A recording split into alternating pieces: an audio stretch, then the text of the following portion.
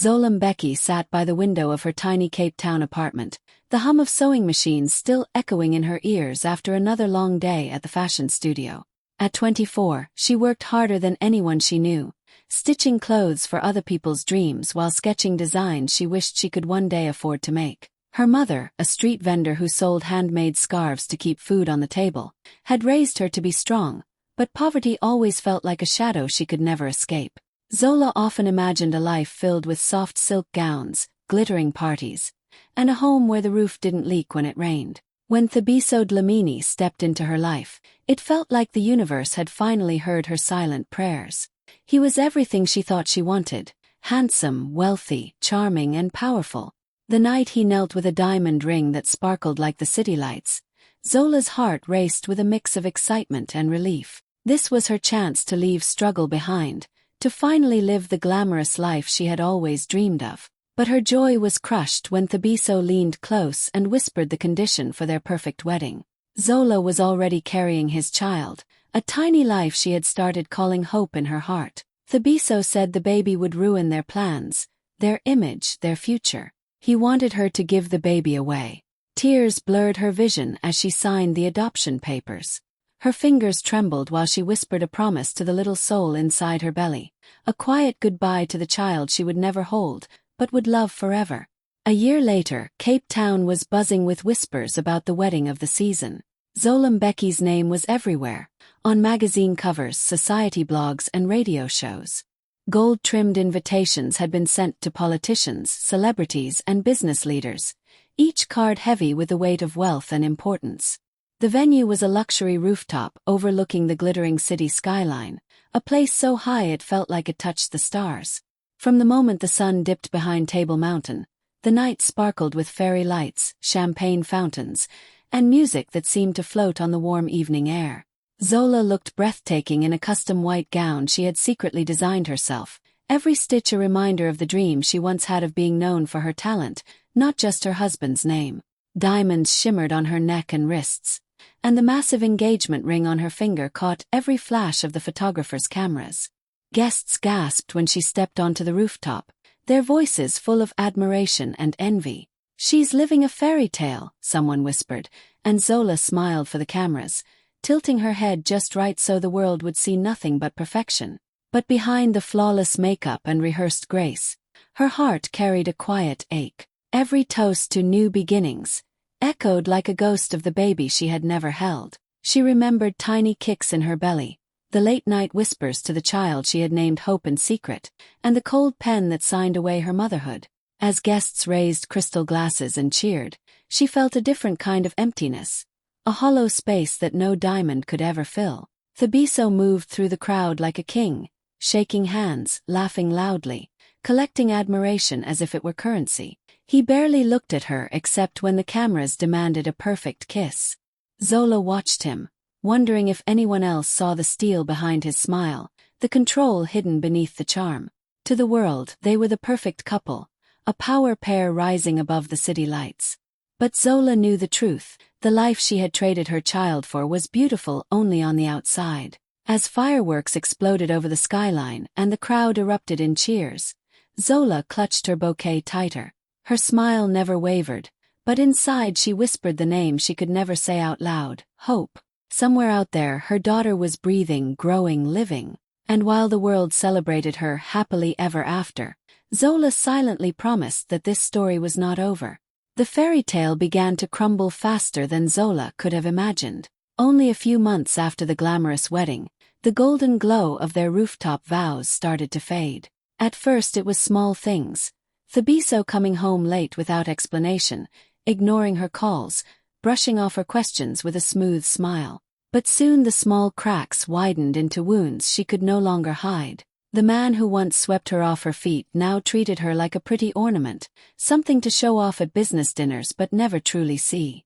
Thabiso controlled everything: the accounts, the credit cards, even the way she dressed for events.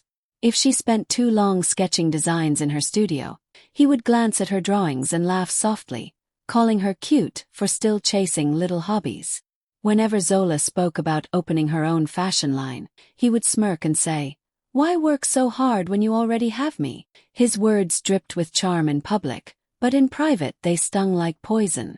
The apartment they shared was filled with luxury. Silk curtains, marble floors, a view of the ocean, but Zola often felt like a guest in her own home. Thabiso had staff handle everything, leaving her with no real role except to look beautiful. Friends who once visited often now kept their distance, sensing the tension hidden behind the polished smiles. Zola would sit alone at night, staring at the glittering city lights and wondering how love could feel so lonely. Then came the whispers. A friend from Johannesburg called late one evening, her voice low and hesitant. There were rumors of Thabiso being seen with another woman, a young model who attended the same business galas he often traveled to. Zola's stomach tightened as she listened. When she confronted him, Thabiso only laughed, brushing the accusation aside like a speck of dust. "People envy us, my love," he said smoothly. "They'll say anything to bring us down." But his phone stayed locked with new passwords, and his weekend trips grew longer and more frequent. Zola began to wonder if she had ever truly known the man she married. Late at night, she would touch the diamond ring on her finger and remember the day she signed away her child for this life. The ring that once promised a bright future now felt heavy, almost like a chain. She thought of Hope, her secret name for the baby she gave away, and a sharp ache spread through her chest. Had she traded real love for a glittering cage? Every smile Thabiso flashed in public, every bouquet of flowers he brought home after a fight, only deepened her suspicion. The fairy tale marriage that once made headlines was turning into a private nightmare. And deep inside, Zola felt the first spark of a truth she could no longer ignore. The life she sacrificed everything for might never have been built on love at all. The rain had just stopped when Zola arrived at the charity fashion event, her heels clicking against the polished floor of the Grand Cape Town Hall. The air smelled of fresh flowers and new fabric, and the sound of soft jazz floated through the room. It was the kind of glamorous gathering she used to dream about, designers showing off their collections, photographers snapping pictures, wealthy donors sipping champagne. But tonight the sparkle felt empty. Zola stood among the elegant crowd, smiling politely, yet inside she felt like a shadow of the girl who once believed this world would make her whole.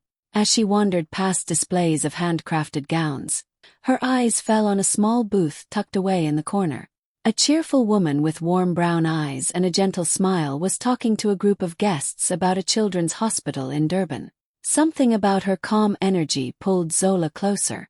The woman introduced herself as Nomvula, a nurse who cared for abandoned babies and sick children. Her voice carried both strength and tenderness as she spoke about the little ones who arrived with nothing but a fragile heartbeat and a desperate will to live. Zola listened quietly, drawn in by every word. Then Nomvula began to share a story that made Zola's breath catch. She spoke of a baby girl found on the steps of a small clinic late one winter night. "She has the most beautiful gray eyes," Nomvula said, her smile softening. "Eyes that look like they've seen the sky before they even opened to the world. We named her Liana, but she has no known family. She's strong though. There's something special about her." Gray eyes. Zola's heart thudded against her ribs. Her hands grew cold as the room seemed to blur around her. Only a handful of babies in her family line were born with those rare, stormy gray eyes. She knew because her mother always said Zola had inherited them from her grandmother. When was she found? Zola asked, trying to keep her voice steady. Nomvula tilted her head, thinking. "Almost a year ago. Around late August. We believe she's just turned one." Late August. The exact month Zola had given birth. Her chest tightened as memories flooded back. The sterile hospital room, the adoption papers, the name she whispered through her tears. "Oh." Zola forced a smile, but her mind was spinning. She wanted to ask more, to blurt out everything, but fear held her tongue. What if she was wrong? What if this was just a cruel coincidence? Still, the pull in her heart was undeniable, like an invisible thread tugging her toward the child Nomvula described. As the event wound down, Zola lingered by the booth, asking gentle questions about the hospital and the baby with the gray eyes.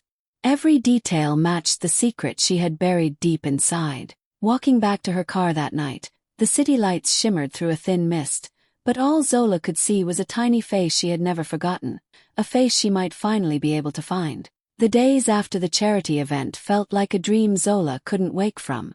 Every time she closed her eyes, she saw a pair of stormy gray eyes staring back at her, eyes that matched her own. Her mind kept replaying Nomvula's words, the date the baby was found, the tiny details that lined up too perfectly to ignore. Fear and hope battled inside her as she paced her apartment, clutching her phone, wondering if she had the courage to find the truth. Finally, she called Nomvula. Her voice shook as she explained that she suspected the baby might be hers. Nomvula didn't question or judge. Instead, she spoke softly, offering quiet reassurance. "If you're ready," Nomvula said, "we can arrange a DNA test, but only if your heart can handle the answer." The following week felt endless. Zola traveled to Durban under the cover of a business trip, terrified that Thabiso would suspect something. Nomvula met her at the children's hospital, her kind smile steadying Zola's trembling hands. When they entered the nursery, Zola's breath caught. There, in a small crib decorated with a faded pink blanket, lay a little girl with skin the color of morning sunlight and eyes as gray as a winter ocean. The baby looked up, curious but calm, as if she somehow recognized the stranger standing before her. Zola's knees almost gave way. She wanted to scoop the child into her arms, to whisper the name she had once chosen, Hope, but she forced herself to stay composed. Instead, she knelt beside the crib, her fingers brushing the tiny hand that reached out to her. A spark of warmth shot through her chest, a connection so powerful it felt like the earth itself had shifted. Nomvula gently explained the process of the test. A small swab of Zola's cheek, a careful collection of the baby's saliva, and then the waiting. Zola barely slept that night. Every sound of the city outside, taxi horns, ocean winds, felt distant, muffled by the pounding of her heart. She replayed every moment of the past year, the signing of the papers, the cold hospital room, the wedding vows that now felt like a lie. Had fate truly brought her back to the child she lost? 2 days later, Nomvula called. Zola's hand shook so badly she almost dropped the phone. "Zola," Nomvula said softly, her voice trembling with emotion. "The results came back. It's a match. She's yours." The words crashed over Zola like a tidal wave. For a moment she couldn't breathe. Her legs buckled and she sank to the floor, tears spilling faster than she could wipe them away. Her daughter, her hope, was alive, safe, and only a few rooms away. As Zola pressed the phone to her heart, the world outside blurred. The diamonds, the parties, the cold marriage. All of it faded. Only one truth remained. Destiny had led her back to the little soul she had never stopped loving. Zola waited until Thabiso returned from another late-night business dinner, her heart pounding as she sat alone in the living room. The city lights flickered through the tall windows, throwing sharp shadows across the marble floor. For hours she had rehearsed what to say, imagining every possible reaction, but nothing could calm the storm inside her chest. Tonight she would tell him everything, about the baby, the DNA test, and her plan to bring their daughter home. When he finally walked in, smelling faintly of expensive cologne and wine, Zola rose from the couch. "We need to talk," she said, her voice firm despite the tremor in her hands. Thabiso loosened his tie and smirked. "It's late, Zola. Whatever it is can wait." "No, it can't." She stepped closer, forcing him to meet her eyes. "I found our daughter, the baby we gave up. Her name is Leona now, but she's ours. I want to bring her home." For a heartbeat, silence filled the room. Then Thabiso let out a short, sharp laugh. "Our daughter. Zola, that child is a mistake we erased a long time ago. Don't ruin what we have by digging up the past." Zola's stomach twisted. "She's not a mistake. She's my child. Our child." His smile hardened into something cold and cruel. "Listen to me carefully," he said, stepping closer. "If you even think about dragging this scandal into my life, I will destroy you. Your career, your precious designs, your reputation. I'll burn them all. No one will hire a woman who tries to blackmail her own husband." Her breath caught. "This isn't blackmail. This is my daughter." "Stop calling her that," he barked, his voice echoing off the marble walls. "You signed the papers. You chose this life, and if you're smart, You'll forget her and focus on what really matters. Me. Tears burned behind Zola's eyes, but she refused to look away. The man who once promised her the world now stood before her like a stranger who held her dreams in one hand and crushed them with the other. Thabiso turned toward the bar, pouring himself a drink as if the conversation was already over.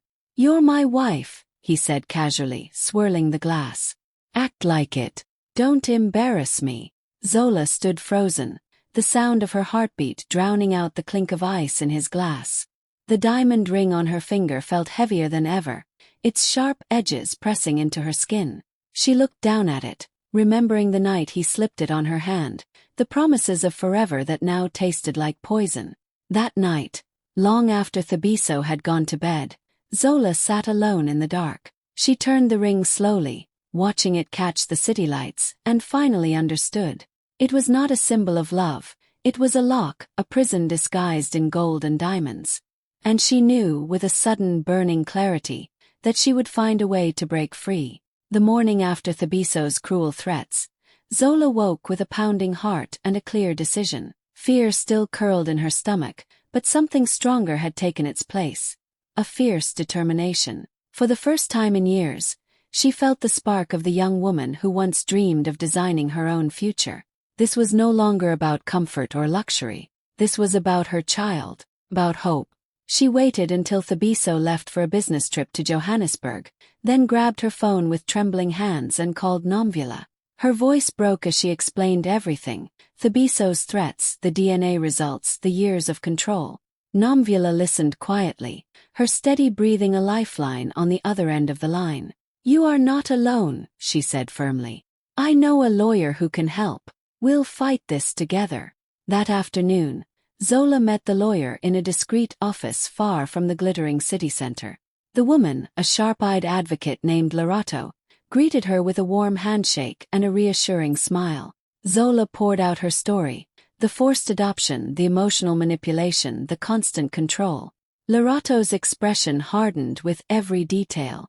"You have a strong case," she said. "We can petition for divorce and custody.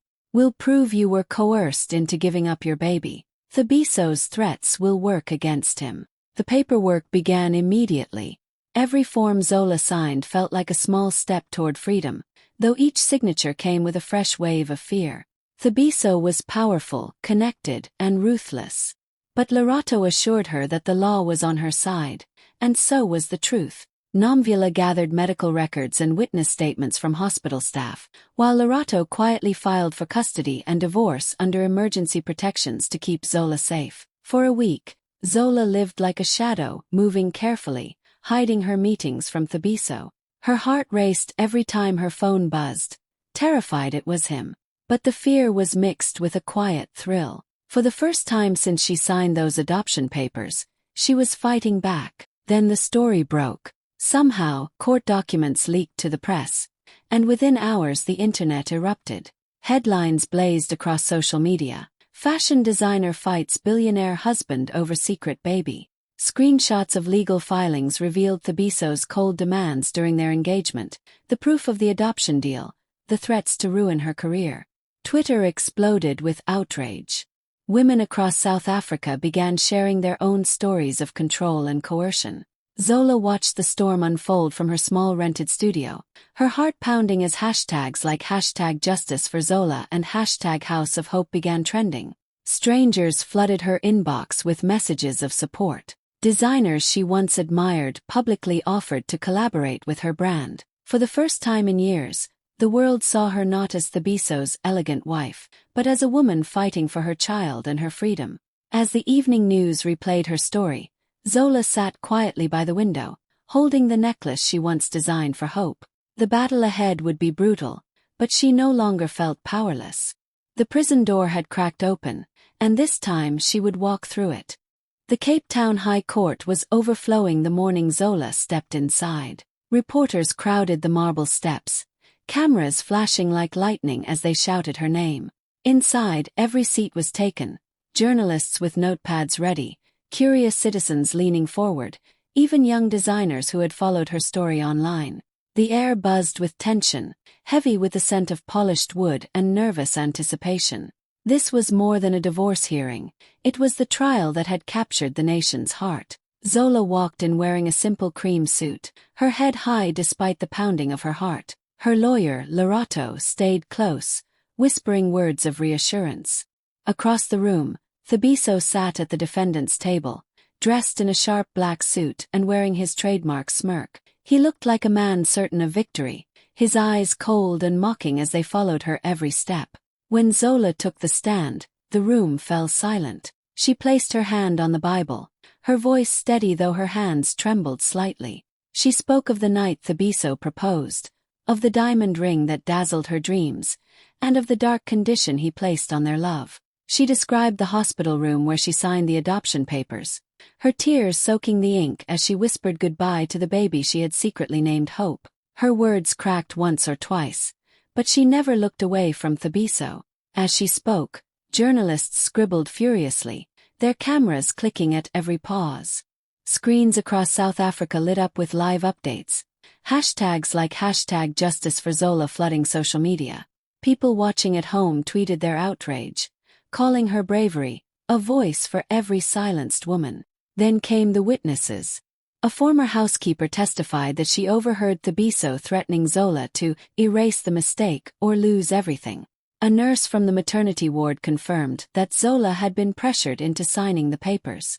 Nomvula followed, her calm, unwavering voice describing the night she found the abandoned baby and the DNA test that proved the truth. Each testimony chipped away at Thabiso's armor. For the first time, his smug expression faltered. He leaned toward his lawyer, whispering urgently, his jaw tight. The man who once controlled every detail of Zola's life now sat exposed, his power slipping with every word spoken against him. When the judge called for a recess, Zola stepped down from the stand, her chest rising with a mix of exhaustion and triumph. The crowd erupted in whispers and applause as she walked past Thabiso without a glance. For the first time in years she felt completely free. The ring that once symbolized her prison was nothing more than a cold piece of metal now. Outside the courtroom, the world was already calling her a hero, but Zola wasn't thinking about headlines. She was thinking of her daughter, waiting in Durban, and the life they were finally on the verge of reclaiming together. The final day of the trial dawned bright and cold, the Cape Town sky a sharp blue against the courthouse steps. Crowds gathered long before the doors opened, holding cameras and phones high, waiting for the verdict that had gripped the entire country. News vans lined the street, their satellite dishes pointed to the sky. Inside, the courtroom hummed with nervous energy, the air thick with whispers and the soft clicking of journalists' keyboards. Zola sat quietly beside her lawyer, Lorato, her heart pounding like a drum.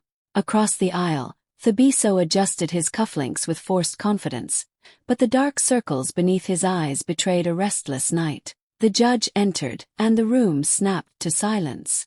Every breath, every heartbeat seemed to hang in the air as the judge began to speak. His voice was calm but firm as he recounted the evidence. The coerced adoption, the emotional abuse, the witnesses who stood by Zola's truth. He spoke of the rights of a mother, the dignity of a child, and the power of free will. Zola squeezed Lorato's hand, her nails digging into her palm as each word brought her closer to the moment she had prayed for. Finally the judge looked up. "This court grants full custody of the minor child to Ms. Zola Mbeki," he declared. "The marriage between Ms. Mbeki and Mr. Thabiso Dlamini is hereby dissolved, effective immediately." For a heartbeat the room was silent. Then cameras flashed like fireworks and gasps rippled through the crowd. Zola's eyes filled with tears, her breath breaking into a soft sob as Lorato wrapped an arm around her shoulders. Across the aisle, Thabiso sat frozen, his jaw clenched in quiet defeat. His empire of power and control had crumbled in a single sentence.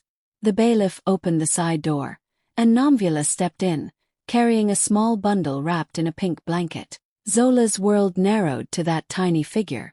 She stood, her legs shaking, and took her daughter into her arms. The baby's gray eyes blinked up at her, calm and curious, as if she somehow understood that her mother had just won the fight of their lives.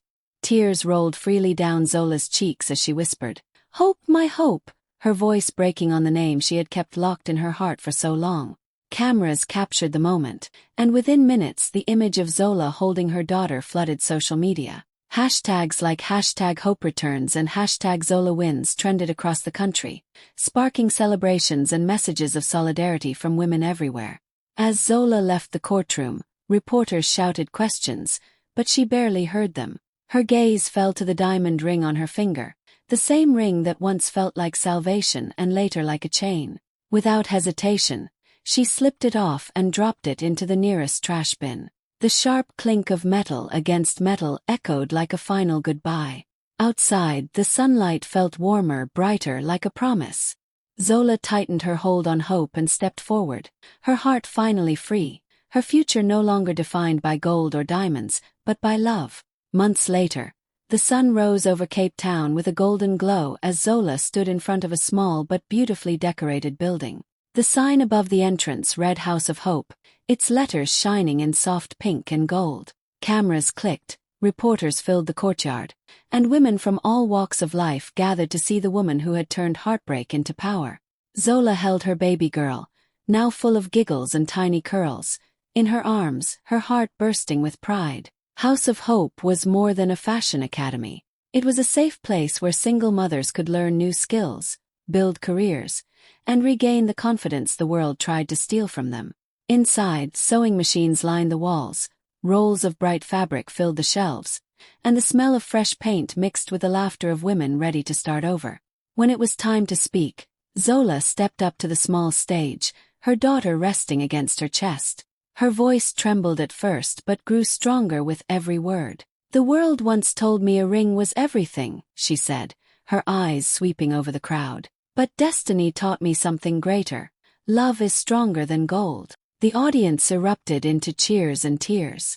Cameras flashed, capturing the moment as little Hope reached out to play with her mother's necklace, making everyone smile. Within hours, Zola's words spread across South African media and social platforms. Hashtags like #LoveOverGold and #House of Hope trended nationwide. That day, women everywhere shared Zola's quote, some whispering it to themselves like a prayer. For them, her journey was proof that love, self-worth, and courage could shine brighter than any diamond.